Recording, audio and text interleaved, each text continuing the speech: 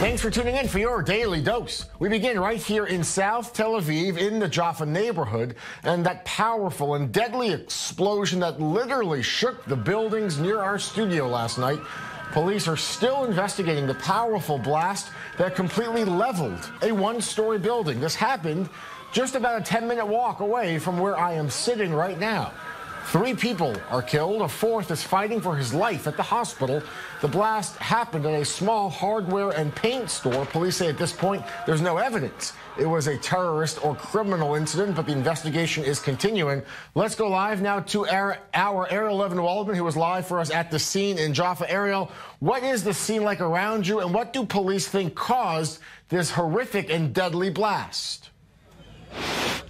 I want to take you on a very good view of what's going behind me. Now, since 11:30 last night, which is when the explosion happened, this place has been swarming with a police presence. They've been trying to clean up the scene and put together pieces of exactly what happened here. They've mostly cleaned out the ruins of what was once a tambour paint shop, and they have started to put together their suspicions of what happened. Now, initially, people were afraid it might have been terror-related, but police have ruled that out, but they have not ruled out criminal activity entirely. They say that it was very likely caused by an illegally tapped gas main line supplying the building that you see behind us. This tapped gas line somehow led to a huge fire and the subsequent explosion that leveled the building, killing 3 people and leaving 4 more in the hospital right now. Now, they're still trying to put together exactly what happened, but their next step is investigating exactly how that might have happened. And if that is indeed the case, possibly pursuing criminal charges against whoever made that illegal gas line tap, as it led to a triple murder, or in this case negligent homicide, as the case will have been.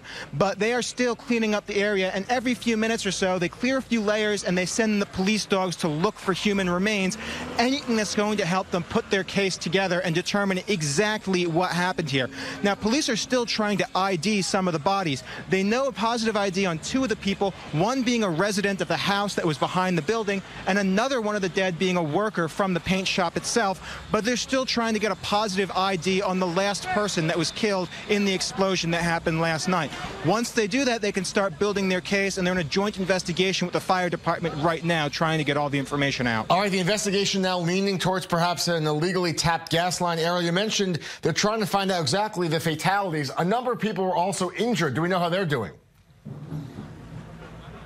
Okay, so there were a number of people injured. One of them is said to have been in critical condition, 3rd-degree burns over something like 80% of his body.